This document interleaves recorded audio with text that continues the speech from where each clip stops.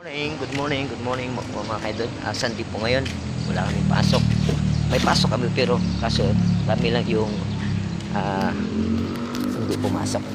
Yan ang mga grupo namin. Sila may pasok po. Tagalinis lang po sila ng mga aircon. Yan po kanilang ginagawa tuwing linggo. Maglilinis po ng mga aircon. Mga aircon ng mga staff. Kami wala kaming aircon, maasa lang kami sa hangin. Hanggang doon na lang.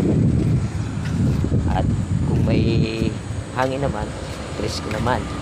Pero kung walang hangin at tag-init, pwede ka na magkape.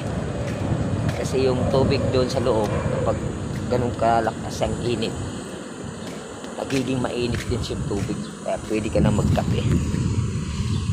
Siguro mga 12 to 5 o'clock ng hapon, sobrang init pa rin.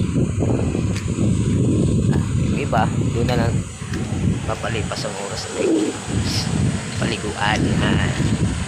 At ngayon maaga ako pupunta na ang Guadalupe para medyo tanghali nandito na ako, kasi kadalasan pupunta doon hapon. Pero maganda rin sa hapon mga kaidol, kasi pagdating sa mga hapon na pwede may mga mapanood ka sa mga pagdaanan mo, tulad ng market.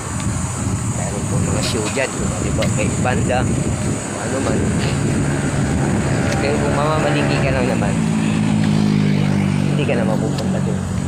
Didiretso ka na out. Lalakad lang ako mga idol papunta doon sa sakayan.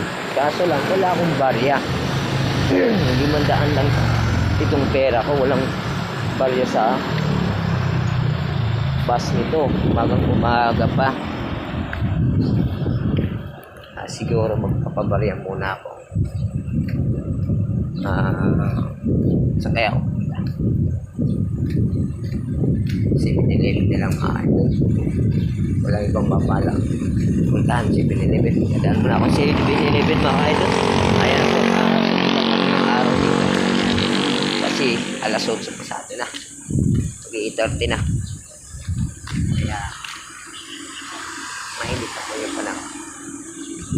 Pero maganda pa rin to kasi Baitangis ko mga idol.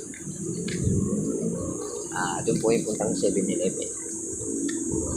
Tatawid po ako. Sige po mga idol, magandang umaga po.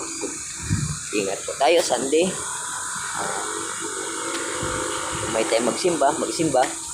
Kung hindi naman, pwede naman tayo manalig kahit nasaan lang tayo. Good morning po mga idol.